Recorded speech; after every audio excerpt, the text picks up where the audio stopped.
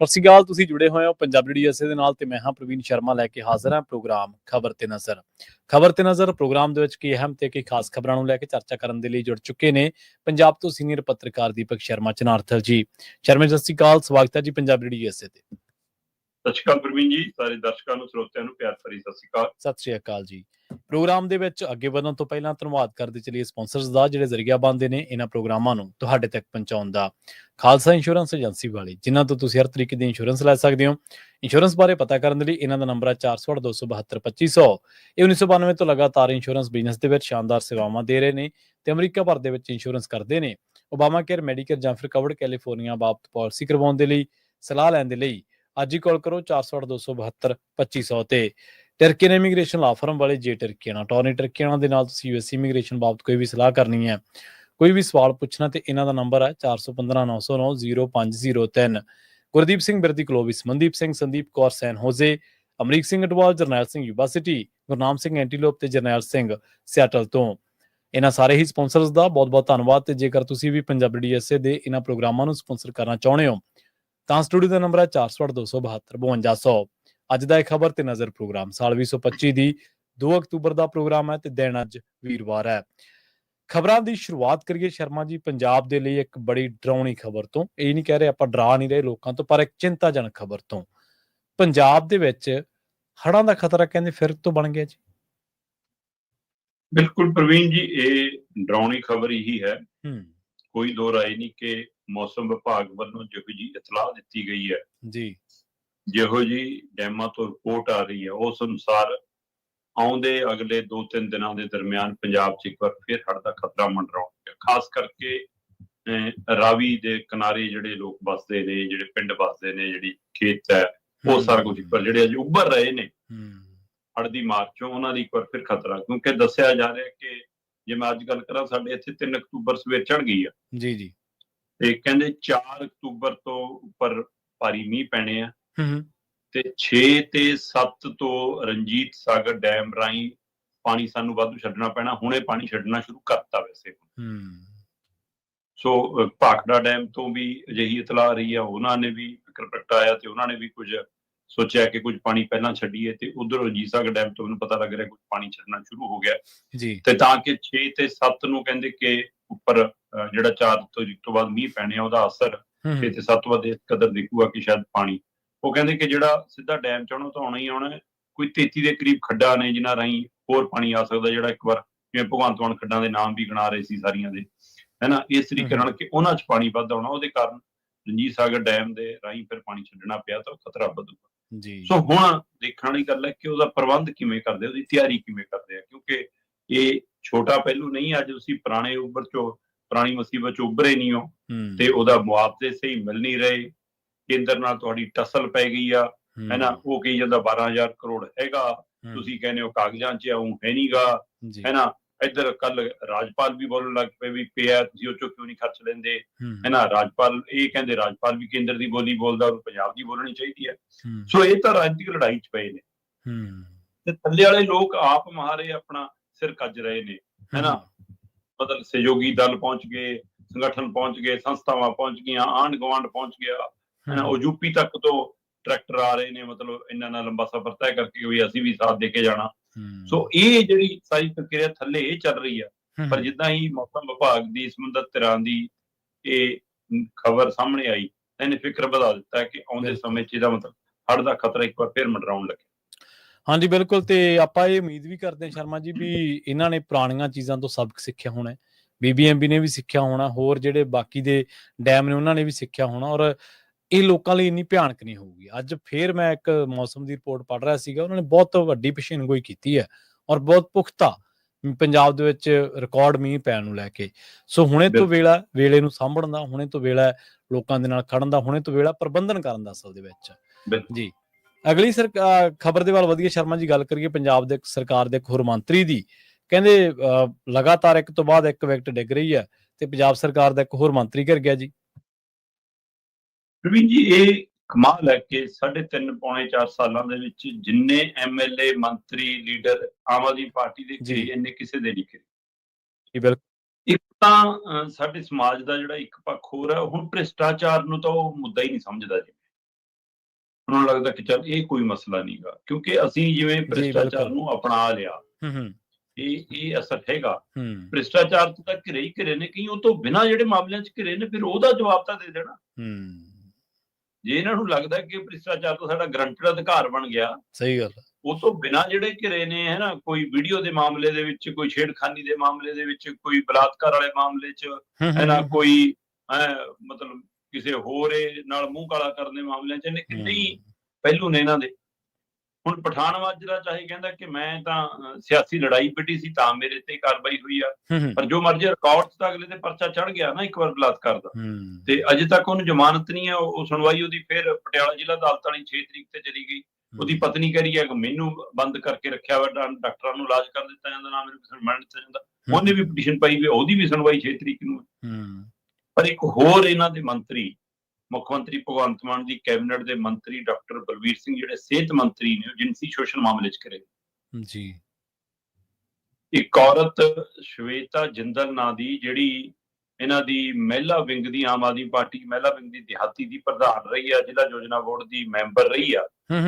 ਰਹੀ ਆ ਦਾ ਮਤਲਬ ਹੁਣ ਇਹਨਾਂ ਨੇ ਉਹਨੂੰ ਪਾਰਟੀ ਚੋਂ ਜਾਂ ਇਹਨਾਂ ਅਹੁਦਿਆਂ ਤੋਂ ਕੱਢਤਾ, ਲਾਂਭੇ ਕਰਤਾ, ਤੇ ਇਸ ਲਈ ਕੀ ਹੁਣ ਇਹ ਉਸ ਲਈ ਦੋਸ਼ ਲੱਗ ਰਹੇ ਨੇ? ਕੀ ਇਹ ਸੱਚਮੁੱਚ ਇਹ ਮਾਮਲਾ? ਕਿਉਂਕਿ ਇੱਕ ਤਾਂ ਪਹਿਲੂ ਇਹ ਹੈ ਕਿ ਉਹ ਕਹਿੰਦੀ ਹੈ ਕਿ ਜੀ ਮੇਰੇ ਕੰਨੀ ਜਦੋਂ ਮੈਂ ਦਫ਼ਤਰ ਜਾਂਦੀ ਸੀ ਤਾਂ ਮੇਰੇ ਨਾਲ ਗਲਤ ਨਜ਼ਰੀਏ ਨਾਲ ਦੇਖਿਆ ਜਾਂਦਾ ਸੀ, ਮੇਰੇ ਤੇ ਗਲਤ ਨਜ਼ਰਾਂ ਰੱਖੀਆਂ ਜਾਂਦੀਆਂ ਸੀ, ਮੇਰੇ ਨਾਲ ਬਦਸਲੂਕੀ ਕੀਤੀ ਜਾਂਦੀ ਸੀ, ਬਦਤਮੀਜ਼ੀ ਕੀਤੀ ਜਾਂਦੀ ਸੀ। ਪਰ ਇਹ ਸਮਝ ਨਹੀਂ ਆਈ ਕਿ ਜਦੋਂ ਕਾਰਵਾਈ ਲਈ ਅਰਜ਼ੀ ਦਿੰਦੀ ਆ ਤਾਂ ਉਵੇਂ ਹੀ ਆ ਜਿਵੇਂ ਦਹੇਜ ਵਾਲੇ ਮਾਮਲੇ 'ਚ ਨਹੀਂ ਦਿੰਦੇ ਹੁੰਦੇ ਕਿ ਹਾਂ ਜੇਠ ਜਠਾਣੀ ਦਾ ਵੀ ਨਾਂ ਲਿਖਾ ਦਿਓ, ਨਨਾਣ ਮਤਲਬ ਉਹਦਾ ਵੀ ਲਿਖਾ ਦਿਓ, ਹੈ ਨਾ, ਨਨਾਣ ਭਰਜਾਈ ਦਾ, ਉਹਦਾ ਦਿਓਰ ਦਾ ਵੀ ਲਿਖਾ ਦਿਓ, ਸਾਰਿਆਂ ਦੇ ਲਿਖਾ ਦਿਓ, ਮਤਲਬ ਸੱਸ ਸਹੁਰੇ ਦਾ ਵੀ ਲਿਖਾ ਦਿਓ, ਕਈ ਰਿਸ਼ਤੇਦਾਰਾਂ ਦੇ ਨਾਲ ਲਿਖਾ ਦਿੱਤੇ ਜਾਂਦੇ ਨੇ ਉਹਦੇ ਵਿੱਚ। ਜੀ। ਸੋ ਉਹ ਤਰੀਕਾਕਾਰ ਨਾਲ ਮਤਲਬ ਕਿ ਕੀ ਇੱਥੇ ਵੀ ਇਹੋ ਜਿਹੀ ਕਾਰਵਾਈ, ਕਿਉਂਕਿ ਬਲਵੀਰ ਸਿੰਘ ਦਾ ਵੀ ਨਾਂ ਹੈ, ਉਹਨਾਂ ਦੇ ਮੁੰਡੇ ਦਾ ਵੀ ਨਾਂ ਹੈ, ਤੇ 6 ਹੋਰਨਾਂ ਦਾ ਵੀ ਨਾਂ ਹੈ। ਜੀ। ਸੋ ਕੀ ਸੱਚਮੁੱਚ ਇਹ ਪਹਿਲੂ ਹੈਗਾ ਕਿ ਇਹਨਾਂ ਸਾਰਿਆਂ ਨੇ ਇਹ ਬਦਸਲੂਕੀ, ਜਿਨਸੀ ਸ਼ੋਸ਼ਣ, ਛੇੜਖਾਨੀ ਜਾਂ ਦੇਖ ਦਿਖਾਈਆ, ਗਲਤ ਨਜ਼ਰੀਏ ਨਾਲ, ਕਿਉਂਕਿ ਇਹਦਾ ਕੋਈ ਤੱਥ ਸਬੂਤ ਤਾਂ ਹੋਣਾ ਨਹੀਂ ਕਿ ਮੇਰੇ ਕੰਨੀ ਮਾੜੀ ਨਜ਼ਰ ਨਾਲ ਦੇਖਦੇ ਨੇ।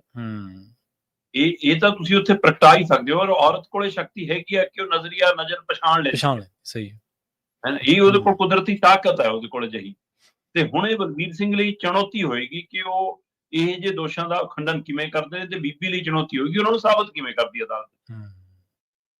ਹਾਂ, ਜਿਹੜਾ ਪਹਿਲੂ ਹੈਗਾ ਉਹ ਇਹ ਇਸ ਲਈ ਗੰਭੀਰ ਹੈ ਕਿ ਇੱਕ ਮੰਤਰੀ ਤੇ ਦੋਸ਼ ਲੱਗੇ ਨੇ ਤੇ ਇੱਕ ਔਰਤ ਨੇ ਦੋਸ਼ ਲਾਏ ਨੇ, ਔਰ ਆਪਣੇ ਸਮਾਜ ਦੇ ਵਿੱਚ ਅਜਿਹੇ ਦੋਸ਼ਾਂ ਤੋਂ ਬਾਅਦ ਔਰਤ ਦੀ ਬਦਨਾਮੀ ਵੱਧ ਹੁੰਦੀ ਹੈ। ਜੀ। ਤੇ ਇਸ ਲਈ ਫਿਰ ਉਹਦੇ ਹਿੰਮਤ ਨੂੰ, ਜਜ਼ਬੇ ਨੂੰ ਧਿਆਨ 'ਚ ਰੱਖਦਿਆਂ ਹੋਇਆਂ ਜਾਂਚ ਤਾਂ ਕਰਾਉਣੀ ਚਾਹੀਦੀ ਆ। ਉਹ ਗਲਤ ਆ ਜਾਂ ਸਹੀ ਆ, ਮੰਤਰੀ ਸਹੀ ਆ ਜਾਂ ਗਲਤ, ਦੀ ਜਾਂਚ ਤਾਂ ਹੋਵੇ। ਸਹੀ ਹੈ। ਤੇ ਜੇ ਤੁਸੀਂ ਸਰਕਾਰਾਂ ਨੇ ਕੋਈ ਪਹਿਲ ਕਦਮੀ ਕੀਤੀ ਹੁੰਦੀ, ਸ਼ਾਇਦ ਅਦਾਲਤੀ ਪ੍ਰਕਿਰਿਆ ਤੱਕ ਮਾਮਲਾ ਨਾ ਜਾਂਦਾ। ਹੁਣ ਅਦਾਲਤ 'ਚ ਮਾਮਲਾ ਗਿਆ ਤੇ ਅਦਾਲਤ ਨੇ ਬਲਬੀਰ ਸਿੰਘ ਨੂੰ, ਉਹਨਾਂ ਦੇ ਮੁੰਡੇ ਨੂੰ ਤੇ ਉਹਨਾਂ ਸਮੇਤ ਕੁੱਲ 6 ਜਣਿਆਂ ਨੂੰ ਇਹ ਨੋਟਿਸ ਜਾਰੀ ਕੀਤਾ। ਠੀਕ ਹੈ ਜੀ।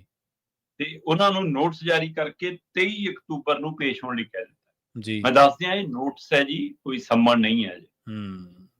ਇਹਦੇ ਜਵਾਬ ਦੇ ਵਿੱਚ ਜਦੋਂ ਬਲਬੀਰ ਸਿੰਘ ਹੋਰੀ ਤੇ ਉਹਨਾਂ ਦਾ ਬੇਟਾ ਜਾਂ ਉਹਨਾਂ ਦੇ ਹੋਰ ਸਾਥੀ ਨਾਲ ਦੇ ਆਪਣਾ ਪੱਖ ਰੱਖਣਗੇ, ਜੇ ਉਹ ਤਸੱਲੀ ਨਹੀਂ ਹੁੰਦੀ ਮਾਣਯੋਗ ਅਦਾਲਤ ਦੀ, ਫਿਰ ਹੋ ਸਕਦਾ ਉਹਨਾਂ ਨੂੰ ਸੰਮਨ ਜਾਰੀ ਹੋਣ, ਫਿਰ ਅਗਲੀ ਪ੍ਰਕਿਰਿਆ ਹੋਵੇ। ਸੋ ਹੁਣ 23 ਅਕਤੂਬਰ ਦੇਖਣ ਵਾਲੀ ਗੱਲ ਹੋਏਗੀ। ਪਰ ਸਵਾਲ ਤਾਂ ਬਿਲਕੁਲ ਤੁਹਾਡਾ ਦਰੁਸਤ ਹੈ ਕਿ ਆਮ ਆਦਮੀ ਪਾਰਟੀ ਦੀਆਂ ਵਿਕਟਾਂ ਕਿਉਂ ਡਿੱਗ ਰਹੀਆਂ? ਇਹਦਾ ਮਤਲਬ ਸਾਰਾ ਹੀ ਇਹੋ ਜਿਹਾ ਸਟੱਫ ਕੋਈ ਇਕੱਠਾ ਕਰ ਲਿਆ, ਜੀ ਜੀ ਬਿਲਕੁਲ, ਜਾਂ ਸਾਰਿਆਂ ਦੀ ਰਾਜਨੀਤੀ ਇੰਨੀ ਹਲਕੀ ਹੈ ਕਿ ਕੁਝ ਵੀ ਕਿਸੇ ਨੂੰ ਘੇਰ ਲਓ, ਕੁਝ ਵੀ ਕਹਿ ਕੇ। ਹਾਂ, ਬਲਬੀਰ ਸਿੰਘ ਹੋਰੀ ਪਹਿਲਾਂ ਵੀ ਇੱਕ ਮਾਮਲੇ 'ਚ ਸਜ਼ਾ ਯਾਫਤਾ ਨੇ, ਆਪਣੇ ਹੀ ਪਰਿਵਾਰਕ ਸਹੁਰਿਆਂ ਦੇ ਨਾਲ ਜ਼ਮੀਨ ਦੇ ਮਾਮਲੇ 'ਚ ਰੋਪੜ ਦੀ ਅਦਾਲਤ ਨੇ ਉਹਨਾਂ ਨੂੰ ਸਜ਼ਾ ਸੁਣਾਈ ਸੀ। ਹਾਂਜੀ। ਪਰ ਉਹ ਤਾਂ ਉੱਪਰਲੀ ਅਦਾਲਤ 'ਚ ਜਾ ਕੇ ਰੋਕ ਲੱਗ ਗਈ। ਰੋਕ ਲੱਗਣ ਕਰਕੇ ਉਹਨਾਂ ਦੀ ਅਜੇ ਵਿਧਾਇਕੀ ਤੇ ਮੰਤਰੀਸ਼ਿਪ ਬਰਕਰਾਰ ਆ। ਇਸ ਲਈ ਇਸ ਕਤਾਰ 'ਚ ਵੀ ਇਹਨਾਂ ਦੇ ਕਈ ਖੜੇ ਨੇ। ਜੀ। ਉਹ ਵੀ ਇੱਕ ਹੋਰ ਨੂੰ ਹੁਣ ਸਜ਼ਾ ਹੋਈ ਹੈ ਇਟਲੀ ਅਦਾਲਤ ਦੀ, ਉਹਨੇ ਉੱਪਰ ਚੈਲੰਜ ਕੀਤਾ। ਹੁਣ ਉਹ ਵੀ ਦੇਖਣ ਵਾਲੀ ਗੱਲ ਹੈ ਕਿ ਉਹ ਬਚਦਾ ਕਿ ਨਹੀਂ ਬਚਦਾ, ਉਹਦੀ ਵਿਧਾਇਕੀ ਬਚਦੀ ਹੈ ਜਾਂ ਨਹੀਂ ਬਚਦੀ। ਪਰ ਇੱਥੇ ਬਲਬੀਰ ਸਿੰਘ ਹੋਰਾਂ ਦੀ, ਡਾਕਟਰ ਬਲਬੀਰ ਸਿੰਘ ਹੋਰਾਂ ਦੀਆਂ ਮੁਸ਼ਕਲਾਂ ਵੱਧਦੀਆਂ ਨਜ਼ਰ ਆ ਰਹੀਆਂ। ਜੀ ਬਿਲਕੁਲ। ਤੇ ਗੱਲ ਕਰੀਏ, ਜਿਹੜੇ ਜਥੇ ਪਾਕਿਸਤਾਨ ਜਾਣਾ ਚਾਹੁੰਦੇ ਸਨ, ਪਹਿਲਾਂ ਸਰਕਾਰ ਨੇ ਇਹਨਾਂ ਉੱਤੇ ਰੋਕ ਲਾਈ ਸੀਗੀ। ਹੁਣ ਖਬਰ ਆ ਰਹੀ ਹੈ ਸ਼ਰਮਾ ਜੀ ਕਿ ਪ੍ਰਕਾਸ਼ ਪੁਰਬ ਤੇ ਸਿੱਖ ਜਥਿਆਂ ਨੂੰ ਪਾਕਿਸਤਾਨ ਜਾਣ ਦੀ ਮਨਜ਼ੂਰੀ ਮਿਲ ਗਈ ਹੈ ਜੀ। ਪ੍ਰਵੀਨ ਜੀ, ਇਹ ਸਵਾਗਤਯੋਗ ਕਦਮ ਹੈ ਜੀ। ਭਾਰਤ ਸਰਕਾਰ ਵੱਲੋਂ ਜੋ ਇਹ ਫੈਸਲਾ ਕੀਤਾ ਗਿਆ ਹੂੰ ਕਿ ਪਹਿਲੇ ਪਾਤਸ਼ਾਹ ਸ੍ਰੀ ਗੁਰੂ ਨਾਨਕ ਦੇਵ ਜੀ ਦੇ ਪ੍ਰਕਾਸ਼ ਪੁਰਬ ਮੌਕੇ ਜੀ ਬਿਲਕੁਲ ਹਰ ਬਰੇ ਮੰਗ ਇਸ ਵਾਰ ਵੀ ਸਿੱਖ ਜਥੇ ਜਾਣਗੇ ਹੂੰ ਨਾ, ਉਸ ਨੂੰ ਹਾਮੀ ਭਰੀ ਨਾ ਕਰਤੀ ਸੀ ਪਹਿਲਾਂ, ਪੂਰਾ ਇਨਕਾਰ ਕਰਤਾ ਸੀ। ਆਧਾਰ ਬਣਾਇਆ ਸੀਗਾ ਜੀ ਕਿ ਉਧਰ ਇਹਨਾਂ ਦੀ ਜਾਨ ਮਾਲ ਨੂੰ ਖਤਰਾ ਹੈ, ਸਾਡੇ ਕੋਲ ਇਨਪੁਟ ਹੈ ਜੀ ਕਿ ਕੋਈ ਹਮਲਾ ਹੋ ਸਕਦਾ ਹੈ ਜੀ, ਇਸ ਲਈ ਜਥੇ ਨਹੀਂ ਜਾਣਗੇ। ਪਰ ਸਿੱਖ ਜਥਿਆਂ ਨੇ, ਸਿੱਖ ਸੰਸਥਾਵਾਂ ਨੇ, ਸਿੱਖ ਬੁੱਧੀਜੀਵੀਆਂ ਨੇ ਕਿਹਾ ਸੀਗਾ ਵੀ ਕਿ ਅੱਜ ਤੱਕ ਜਥੇ ਰੁਕੇ ਨਹੀਂ ਗਏ, ਇਹ ਜਥੇ ਜਾਣਗੇ ਤੇ ਅਸੀਂ ਜਾਣਾ ਚਾਹੁੰਦੇ ਹਾਂ, ਸਾਨੂੰ ਭੇਜਿਆ ਜਾਵੇ, ਅਸੀਂ ਆਪਣੀ ਜਾਨ ਮਾਲ ਦੀ ਆਪ ਗਰੰਟੀ ਲੈਂਦੇ, ਜੇ ਕੁਝ ਹੋਊਗਾ ਖਤਰਾ ਸਾਡੀ ਜ਼ਿੰਮੇਵਾਰੀ ਨੂੰ ਨਹੀਂ ਜ਼ਿੰਮੇਵਾਰ ਠਹਿਰਾਉਂਦੇ, ਸਰਕਾਰਾਂ ਨੂੰ ਨਹੀਂ ਠਹਿਰਾਉਂਦੇ। ਤੇ ਉਹ ਕਹਿੰਦੇ ਕਿ ਸਾਨੂੰ ਤਾਂ ਉਧਰ ਪੰਜਾਬੀ ਭਰਾ ਸਾਡੇ ਬਹੁਤ ਪਿਆਰ ਸਤਿਕਾਰ ਕਰਦੇ ਨੇ, ਅਜਿਹਾ ਕੁਝ ਹੈ ਨਹੀਂਗਾ ਖਤਰਾ ਕਿ ਅਸੀਂ ਜਾਣਾ। ਪਹਿਲੀਆਂ ਵੀ ਜੰਗਾਂ ਲੱਗੀਆਂ, ਉਹ ਸਾਰਾ ਕੁਝ ਕਦੇ ਨਹੀਂ ਰੁਕੇ। ਆਖਰ ਜਦੋਂ ਕੱਲ ਫੈਸਲਾ ਆਇਆ ਤਾਂ ਵੇਖਣ ਸਮਝਣ ਵਾਲੀ ਗੱਲ ਇਹ ਸੀ ਕਿ ਜਿੱਥੇ ਇਸ ਫੈਸਲੇ ਦਾ ਸਵਾਗਤ ਕਰਨਾ ਬਣਦਾ ਉੱਥੇ ਦੇਖਣ ਵਾਲੀ ਗੱਲ ਇਹ ਹੈ ਕਿ ਅਚਾਨਕ ਇਹੀ ਜੀ ਦਰਿਆਦਿਲੀ ਕਿੱਥੋਂ ਆਈ, ਅਚਾਨਕ ਇਹ ਰਹਿਮੋ ਕਰਮ ਕਿਉਂ ਹੋਇਆ?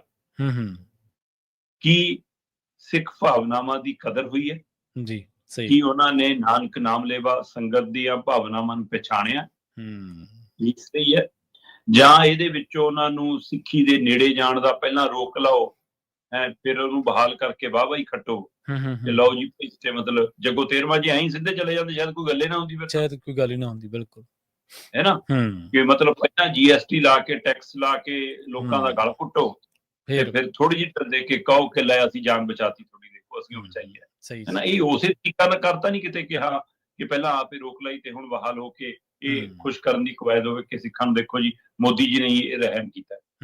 ਪਰ ਮੈਂ ਮਹਿਸੂਸ ਕਰਦਾ ਕਿ ਇਹਦੇ ਪਿੱਛੇ ਕ੍ਰਿਕਟ ਮੈਚ ਦੀ ਬਹੁਤ ਭੂਮਿਕਾ ਹੈ। ਜੇ ਕ੍ਰਿਕਟ ਮੈਚ ਨਾ ਹੋਇਆ ਹੁੰਦਾ ਸ਼ਾਇਦ ਜਥੇ ਜਾਣ ਨੂੰ ਮਨਜ਼ੂਰੀ ਨਾ ਮਿਲੀ। ਪਹਿਲਗਾਮ ਹਮਲੇ ਤੋਂ ਬਾਅਦ ਭਾਰਤ ਸਰਕਾਰ ਕਹਿੰਦੀ ਹੈ ਜੀ ਸਾਡਾ ਉਹਨਾਂ ਨਾਲ ਮਤਲਬ ਕੋਈ ਰਿਸ਼ਤਾ ਨਹੀਂਗਾ, ਲਹੂ ਤੇ ਪਾਣੀ ਇਕੱਠਾ ਨਹੀਂ ਵਗੂਗਾ। ਵੈਸੇ ਪਾਣੀ ਤਾਂ ਵਗਣਾ ਕੀ ਸੀ, ਤਾਂ ਤੁਹਾਡੀਆਂ ਲਾਈਆਂ ਤਾਰਾਂ ਸ਼ਾਰਾਂ ਸਭ ਪੱਟਤੀਆਂ ਕਿ ਲੈ ਭਾਈ ਕੁਦਰਤ ਕੋਈ ਹੱਦ ਬੰਨੇ ਨਹੀਂ ਗਏ, ਚਾਹੇ ਉਧਰ ਵਾਲੇ ਕਹਿੰਦੇ ਨੇ ਅਸੀਂ ਆਉਣ ਨਹੀਂ ਦੇਣਾ, ਚਾਹੇ ਇੱਧਰ ਵਾਲੇ ਕਹਿੰਦੇ ਨਹੀਂ ਦੇਣਾ, ਸਭ ਕੁਝ ਹੋਇਆ। ਪਾਣੀ ਨੇ ਇਕਸਾਰ ਕਰਤਾ ਸਾਰਾ ਕੁਝ, ਰੁਕਿਆ ਨਹੀਂ ਪਾਣੀ। ਪਰ ਮਤਲਬ ਕਰਤਾਰਪੁਰ ਸਾਹਿਬ ਦਾ ਲਾਂਘਾ ਬੰਦ ਪਰ ਕ੍ਰਿਕਟ ਮੈਚ ਹੋਊਗਾ, ਬਾਗਾ ਬਾਰਡਰ ਬੰਦ ਪਰ ਕ੍ਰਿਕਟ ਮੈਚ ਹੋਊਗਾ, ਜਥੇ ਜਾਣੇ ਬੈਨ ਪਰ ਕ੍ਰਿਕਟ ਮੈਚ ਹੋਊਗਾ। ਕਮਾਲ ਹੈ ਵੀ ਸਕਾਂ ਤੇ ਅਸੀਂ ਖੇਡ ਦੇ ਧਾਰਨੀ ਆ, ਕਿਉਂਕਿ ਜਦੋਂ 4 ਦਿਨ ਦੀ ਜੰਗ ਲੱਗੀ ਤਾਂ ਪੰਜਾਬ ਹੀ ਸਭ ਤੋਂ ਪਹਿਲਾਂ ਜਿਹੜਾ ਸ਼ਾਂਤੀ ਦੀ ਅਮਨ ਦੀ ਗੱਲ ਕਰਦਾ ਸੀ। ਸਹੀ ਗੱਲ। ਤੇ ਇਸ ਲਈ ਕ੍ਰਿਕਟ ਛੱਡੋ, ਅਸੀਂ ਹਰ ਖੇਡ ਚਾਹੁੰਦੇ ਹਾਂ ਕਿ ਹੋਣੀ ਚਾਹੀਦੀ ਹੈ। ਖੇਡ ਤਾਂ ਨੇੜੇ ਲਿਆਉਂਦੀ ਆ, ਖੇਡ ਤਾਂ ਕੜੱਤਣ ਘਟਾਉਂਦੀ ਆ। ਪਰ ਜਿਸ ਤਰ੍ਹਾਂ ਦੀ ਘਟਨਾ ਸੀ ਪਹਿਲਗਾਮ ਦੀ, ਉਹ ਤੋਂ ਬਾਅਦ ਜੇ ਬਾਕੀ ਸਾਰੀਆਂ ਚੀਜ਼ਾਂ ਨਹੀਂ ਹੋ ਸਕਦੀਆਂ ਸੀ ਫਿਰ ਕ੍ਰਿਕਟ ਕਿਉਂ ਹੋਇਆ? ਸਵਾਲ ਕ੍ਰਿਕਟ ਮੈਚ ਕਰਾਉਣ ਤੇ ਨਹੀਂ ਹੈ, ਸਵਾਲ ਇਹ ਹੈ ਕਿ ਜੇ ਕ੍ਰਿਕਟ ਹੋ ਸਕਦਾ ਫਿਰ ਇਹ ਬਾਕੀ ਚੀਜ਼ਾਂ ਕਿਉਂ ਨਹੀਂ ਹੈ? ਸ਼ਾਇਦ ਕ੍ਰਿਕਟ ਮੈਚ ਹੋਣ ਤੋਂ ਬਾਅਦ ਇੱਕ ਨਹੀਂ 3 ਮੈਚ ਖੇਡੇ ਜੀ। ਬਿਲਕੁਲ। ਤੇ 3 ਮੈਚ ਤੋਂ ਬਾਅਦ ਆਮ ਜਨਤਾ ਨੇ, ਜਿਨ੍ਹਾਂ ਦਾ ਸਿੱਖ ਜਥਿਆਂ ਨਾਲ ਕੋਈ ਰਾਬਤਾ ਨਹੀਂਗਾ, ਉਹਨਾਂ ਨੇ ਵੀ ਸਵਾਲ ਖੜੇ ਕੀਤੇ ਵੀ ਫਿਰ ਇਹ ਸਾਰਾ ਕੁਝ ਕਿਉਂ? ਜਿਹੜੀ ਫਿਲਮ ਦਲਜੀਤ ਦੋਸਾਂਝ ਦੀ ਪਹਿਲਾਂ ਬਣੀ ਵੀ ਆ ਉਹ ਬੈਨ ਹੈ ਤੇ ਕ੍ਰਿਕਟ ਹੋਊਗਾ ਜੀ, ਕਿਉਂਕਿ ਅਮਿਤ ਸ਼ਾਹ ਦਾ ਮੁੰਡਾ ਚਲਾਉਂਦਾ ਜੀ ਸਾਰਾ ਕੁਝ, ਕਿਉਂਕਿ ਕਾਰਪੋਰੇਟ ਘਰਾਣੇ ਚਲਾਉਂਦੇ ਨੇ ਜੀ ਸਾਰਾ ਕੁਝ, ਇਹ ਵਪਾਰ ਦਾ ਧੰਦਾ, ਕਾਰੋਬਾਰ ਦਾ ਧੰਦਾ। ਇਸ ਲਈ ਸੋ ਜਿਹੜਾ ਇਹ ਰੋਸਾਪਨ ਪਿਆ, ਸ਼ਾਇਦ ਇਸ ਨੇ ਵੀ ਰੋਲ ਨਿਭਾਇਆ। ਸਰਕਾਰ ਨੂੰ ਲੱਗਿਆ ਕਿ ਅਸੀਂ ਘਿਰ ਗਏ ਆ, ਇਸ ਦੇ ਨੂੰ ਬੈਲੈਂਸ ਸਮਤਲ ਕਰੀਏ, ਨਾ ਕਿ ਇਹ ਨਾ ਲੱਗੇ ਇਕੱਲਾ ਕ੍ਰਿਕਟ ਹੋ ਰਿਹਾ, ਅਸੀਂ ਤਾਂ ਜੀ ਹੋਰ ਵੀ ਸਵਿਰਦ ਕੰਮ ਕਰਦੇ। ਇਸ ਲਈ ਉਹਦੇ ਵਿੱਚੋਂ ਜਥਿਆਂ ਨੂੰ ਮਨਜ਼ੂਰੀ ਮਿਲੀ ਆ। 3000 ਦੇ ਕਰੀਬ ਸ਼ਰਧਾਲੂ ਪਹਿਲੀ ਪਾਤਸ਼ਾਹੀ ਗੁਰੂ ਨਾਨਕ ਦੇਵ ਜੀ ਦੇ ਪ੍ਰਕਾਸ਼ ਪੁਰਬ ਮੌਕੇ ਹੁਣ ਪਾਕਿਸਤਾਨ ਜਾਣਗੇ, ਨਨਕਾਣਾ ਸਾਹਿਬ ਜਾਣਗੇ, ਹੋਰ ਗੁਰੂ ਘਰਾਂ ਦੇ ਦਰਸ਼ਨਾਂ ਲਈ ਜਾਣਗੇ। ਠੀਕ ਹੈ। ਸੋ ਉਹਦੇ ਵਿੱਚ ਸਰਕਾਰ ਨੇ ਕੁਝ ਨਿਯਮਾਵਲੀ ਜ਼ਰੂਰ ਤੈਅ ਕੀਤੀ ਹੈ। ਉਹਦੇ ਵਿੱਚ ਇਹੀ ਹੈ ਕਿ ਜਿਹੜੀਆਂ ਅਧਿਕਾਰਤ ਸਾਡੀਆਂ ਸਿੱਖ ਸੰਸਥਾਵਾਂ ਹੈ, ਦਿੱਲੀ ਗੁਰਦੁਆਰਾ ਕਮੇਟੀ ਹੋਵੇ, ਹਰਿਆਣਾ ਕਮੇਟੀ ਹੋਵੇ, ਜਾਂ ਹਰਿਆਣਾ ਸਿੱਖ ਕਮੇਟੀ ਜਿਹੜੀ ਗੁਰਦੁਆਰਾ ਕਮੇਟੀ ਹੈ, ਜਾਂ SGPC ਸ਼੍ਰੋਮਣੀ ਗੁਰਦੁਆਰਾ ਪ੍ਰਬੰਧਕ ਕਮੇਟੀ ਹੋਵੇ, ਇਹਨਾਂ ਰਾਹੀਂ ਜਿਹੜੇ ਪਾਸਪੋਰਟ ਆ ਕੇ ਐਪਲੀਕੇਸ਼ਨਾਂ ਸਾਂਝੇ ਤੌਰ ਤੇ ਜਾਣਗੀਆਂ, ਉਹਨਾਂ ਚੋਂ ਹੀ ਹੋ ਸਕਦਾ ਇਹਨਾਂ 'ਚ ਵੀ ਕਈਆਂ ਦੀ ਰੋਕ ਲੱਗੇ, ਕਿਉਂਕਿ ਉਹ ਪ੍ਰਕਿਰਿਆ 'ਚ ਚੈੱਕ ਹੋਊਗਾ ਕਿਹਦਾ ਰਿਕਾਰਡ ਕਿਹੋ ਜਿਹਾ ਹੈ, ਕਿਹਦਾ ਮਾਮਲਾ ਕੀ ਹੈ, ਕੋਈ ਪੁਰਾਣੇ ਕੇਸ ਕੀ ਨੇ, ਕਿਹੋ ਜਿਹਾ ਹੈ ਨਾ, ਉਹ ਸਾਰਾ ਕੁਝ ਹੋ ਸਕਦਾ ਦੇਖ ਦਿਖਈਆ ਹੋਵੇ, ਹੈ ਨਾ। ਪਰ ਇਹਨਾਂ ਰਾਹੀਂ ਹੀ ਅਪਲਾਈ ਕੀਤਾ ਜਾ ਸਕਦਾ ਹੈ।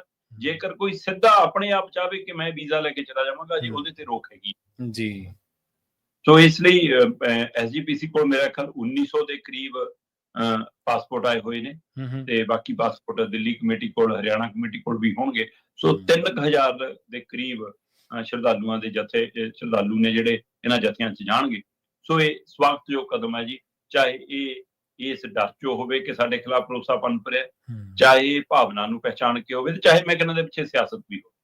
ਨਹੀਂ ਜਦੋਂ ਪਰ ਤਾਂ ਸਵਾਗਤ ਜੀ ਬਿਲਕੁਲ, ਜਦੋਂ ਇਹ ਫੈਸਲਾ ਕੇਂਦਰ ਸਰਕਾਰ ਨੇ ਲਿਆ ਸੀ ਨਾ ਅਸਲ ਦੇ ਵਿੱਚ ਜਥਿਆਂ ਨੂੰ ਮਨਜ਼ੂਰੀ ਨਾ ਦੇਣ ਦਾ, ਉਦੋਂ ਬਾਅਦ ਉਹਨਾਂ ਨੇ ਦੇਖਿਆ ਵੀ ਜਿਹੜਾ ਸੋਸ਼ਲ ਮੀਡੀਆ ਖਾਸ ਕਰਕੇ ਪੰਜਾਬ ਦੇ ਨਾਲ ਜੁੜਿਆ, ਜਿਹੜੇ ਸਿੱਖਾਂ ਦੇ ਨਾਲ ਜੁੜਿਆ, ਉੱਥੇ ਦੀ ਖਾਸੀ ਵਿਰੋਧਤਾ ਹੋਈ ਸੀ।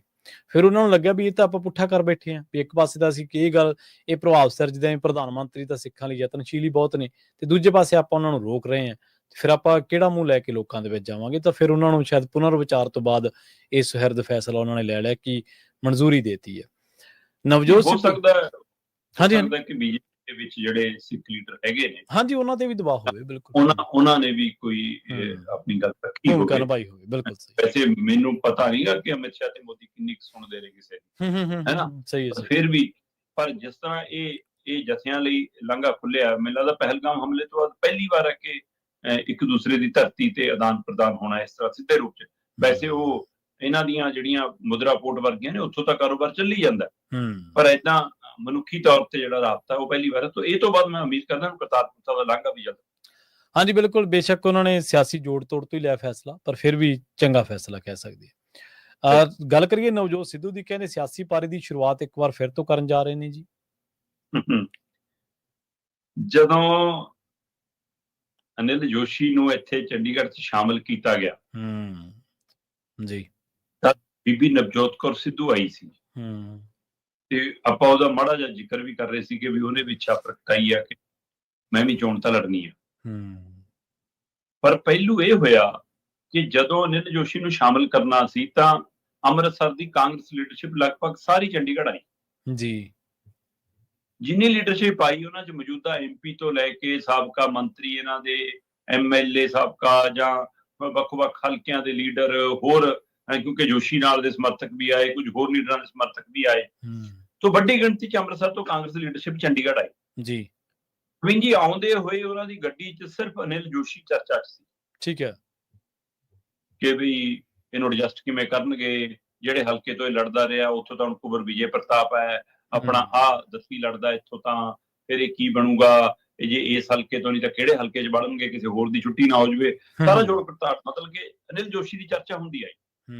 ਪਰ ਜਦੋਂ ਚੰਡੀਗੜ੍ਹ 'ਚੋਂ ਸਮਾਗਮ ਤੋਂ ਬਾਅਦ ਗਏ, ਠੀਕ ਹੈ, ਤਾਂ ਹਰੇਕ ਦੀ ਗੱਡੀ 'ਚ ਨਵਜੋਤ ਸਿੱਧੂ ਸਵਾਰ ਸੀ।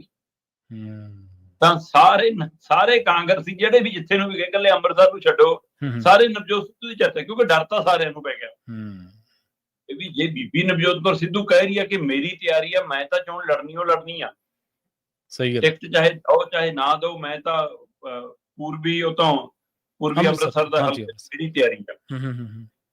ਤਾਂ ਹੁਣ ਉਹ ਕਹਿੰਦੇ ਵੀ ਕਿ ਇਹ ਕੱਲੀ ਤਿਆਰੀ ਬੀਬੀ ਨਵਜੋਤ ਕੌਰ ਦੀ ਹੋ ਕਿ ਨਵਜੋਤ ਸਿੰਘ ਸਿੱਧੂ ਦੀ ਵੀ ਵਾਪਸੀ ਦੀ ਤਿਆਰੀ ਆ। ਕਿਉਂਕਿ ਵੈਸੇ ਤਾਂ ਸਿਆਸਤ ਕੋਈ ਪਾਰਟ ਟਾਈਮ ਜੌਬ ਨਹੀਂ ਹੈਗੀ ਜੀ, ਇਹ ਫੁੱਲ ਟਾਈਮ ਇੱਕ ਕੰਮ ਹੈ ਨਾ। ਪਰ ਨਵਜੋਤ ਸਿੰਘ ਸਿੱਧੂ ਇਹਨੂੰ ਪਾਰਟ ਟਾਈਮ ਲੈ ਲੈਂਦੇ ਨੇ, ਜਦੋਂ ਜੀ ਕਰਦਾ ਕੋਪ ਭਵਨ ਚਲੇ ਜਾਓ, ਜਦੋਂ ਜੀ ਕਰਦਾ ਖੁੱਲ੍ਹ ਕੇ ਆ ਜਾਓ।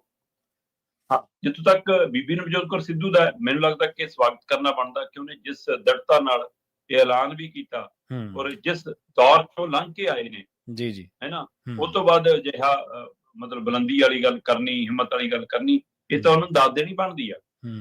ਪਰ ਨਵਜੋਤ ਸਿੰਘ ਸਿੱਧੂ ਤਾਂ ਮੈਨੂੰ ਇਹ ਲੱਗ ਰਿਹਾ ਜਿਵੇਂ ਐਡਜਸਟਮੈਂਟ ਕਰਕੇ ਬੀਜੇਪੀ ਨਾਲ, ਕਿਉਂਕਿ ਕਾਂਗਰਸ 'ਚ ਆਉਣ ਕਰਕੇ, ਬੀਜੇਪੀ ਦੇ ਖਿਲਾਫ ਬੋਲਣ ਕਰਕੇ ਹੀ ਤਾਂ ਉਹਨਾਂ ਦੀ ਸ਼ੋਅ 'ਚੋਂ ਕਮੈਂਟੇਟਰ ਵਜੋਂ ਸਾਰੇ ਕੰਮਾਂ ਤੋਂ ਛੁੱਟੀ ਹੋ ਗਈ ਸੀ ਜੀ। ਤੇ ਹੁਣ ਉੱਥੇ ਸਾਰੇ ਜੇ ਵਾਪਸੀ ਹੋਈ ਹੈ ਤਾਂ ਬੀਜੇਪੀ ਦੀ ਕਿਰਪਾ ਦ੍ਰਿਸ਼ਟੀ ਨਾਲੇ ਹੋਈ ਹੈ। ਹੁਣ ਨਵਜੋਤ ਸਿੰਘ ਸਿੱਧੂ ਦੀ ਧਰਮ ਪਤਨੀ ਇਹ ਕਹਿ ਰਹੀ ਹੈ ਕਿ ਮੈਂ ਤਾਂ ਚੋਣ ਲੜੂੰਗੀ, ਉਹ ਲੜੂੰਗੀ, ਟਿਕਟ ਦਿਓ ਨਾ ਦਿਓ, ਕਿ ਉਹ ਕਾਂਗਰਸ ਨੂੰ ਇਹ ਕਹਿ ਕੇ ਚੱਲੀ ਹੈ ਕਿ ਜਦੋਂ ਤੁਸੀਂ ਦੇ ਦੋਗੇ ਤਾਂ ਅਸੀਂ ਤੁਹਾਡੇ ਕੰਨੀ ਆ, ਜੇ ਟਿਕਟ ਨਹੀਂ ਦੋਗੇ ਫਿਰ ਕਿਸੇ ਹੋਰ ਪਾਸੇ ਆ। ਸਹੀ ਗੱਲ।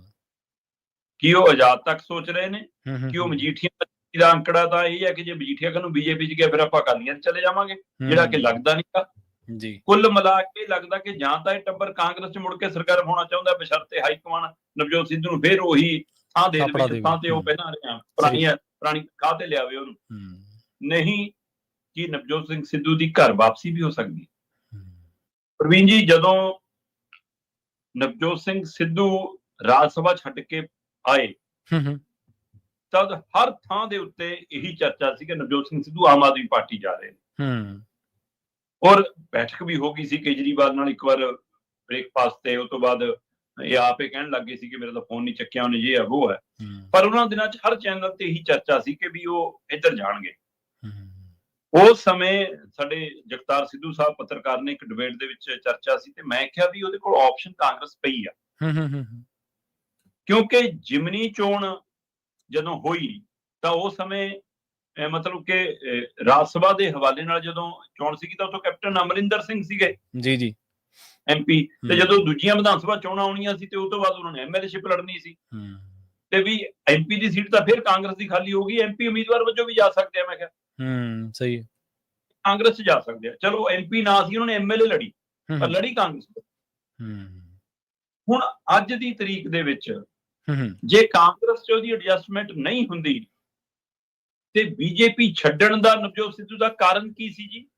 ਕਿ ਅੰਮ੍ਰਿਤਸਰ ਦੀ ਮੇਰੀ MP ਦੀ ਟਿਕਟ ਕੱਟ ਕੇ ਅਰੁਣ ਜੇਤਲੀ ਨੂੰ ਦਿੱਤੀ ਜੀ। ਉਸ ਤੋਂ ਬਾਅਦ ਬੇਸ਼ੱਕ ਰਾਜ ਸਭਾ ਗਏ, ਆਫਰ ਹੁੰਦੀ ਰਹੀ ਕਿ ਅੰਬਾਲੇ ਤੋਂ ਲੜ ਲਓ, ਕੁਰੂਕਸ਼ੇਤਰ ਤੋਂ ਲੜ ਲਓ, ਇੱਥੋਂ ਲੜ ਲਓ, ਉੱਥੋਂ ਲੜ ਲਓ, ਪਰ ਉਹ ਕਹਿੰਦੇ ਨਹੀਂ ਜੀ, ਫਿਰ ਪੰਜਾਬ ਦਾ ਫਿਕਰ ਆ ਗਿਆ ਹੈ ਨਾ, ਮੇਰੇ ਕੋਲ ਪੰਜਾਬ ਦਾ ਏਜੰਡਾ ਹੈ। ਮਤਲਬ ਜਦੋਂ ਤੁਸੀਂ ਤੁਹਾਡੇ ਕੋਲ ਕੋਈ ਅਹੁਦਾ ਰੁਤਬਾ ਹੈਗਾ ਫਿਰ ਪੰਜਾਬ ਦਾ ਏਜੰਡਾ ਹੈਗਾ, ਜਦੋਂ ਨਹੀਂ ਹੈਗਾ ਏਜੰਡਾ ਮੁੱਕ ਗਿਆ, ਖਤਮ ਹੋ ਗਿਆ। ਸਹੀ ਗੱਲ।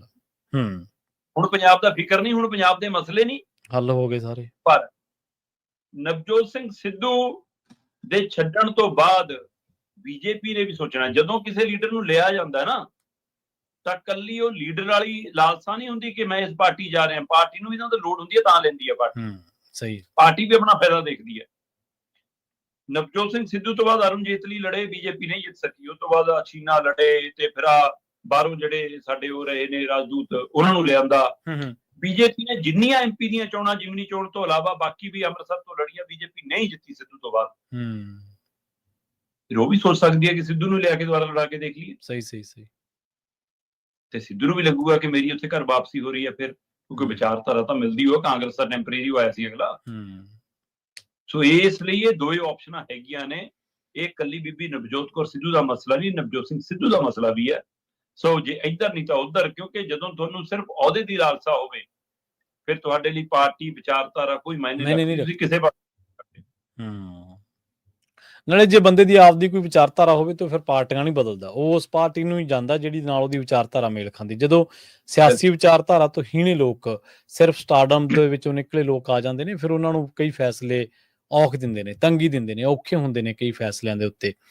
ਅਗਲੀ ਗੱਲ ਕਰੀਏ ਭਾਰਤ ਤੇ ਚੀਨ ਦੀ। ਪਿਛਲੇ ਕੁਝ ਸਮੇਂ ਤੋਂ ਕੌਮਾਂਤਰੀ ਪੱਧਰ ਤੇ ਵਰਤਾਰੇ ਸਹੀ ਨਹੀਂ ਵਾਪਰ ਰਹੇ, ਭਾਵੇਂ ਉਹ ਰੂਸ ਯੂਕਰੇਨ ਜੰਗ ਦੇ ਰੂਪ ਦੇ ਵਿੱਚ ਹੋਵੇ, ਚਾਹੇ ਉਹ ਭਾਰਤ ਕੈਨੇਡਾ ਦੇ ਵਿਗੜੇ ਰਿਸ਼ਤੇ ਹੋਣ, ਚਾਹੇ ਉਹ ਭਾਰਤ ਪਾਕਿਸਤਾਨ ਦੇ ਵਿਗੜੇ ਰਿਸ਼ਤੇ ਹੋਣ, ਚਾਹੇ ਉਹ ਇਜ਼ਰਾਈਲ ਹਮਾਸ ਦਾ ਜੰਗ ਚੱਲ ਰਿਹਾ ਹੋਵੇ, ਚਾਹੇ ਉਹ ਹੋਰ ਖਿੱਤਿਆਂ ਦੇ ਵਿੱਚ, ਤੇ ਚਾਹੇ ਉਹ ਅਮਰੀਕਾ ਭਾਰਤ ਦੇ ਆਪਸੀ ਰਿਸ਼ਤਿਆਂ ਦੇ ਵਿੱਚ ਆਇਆ ਤਣਾਅ ਖਟਾਸ ਹੋਵੇ।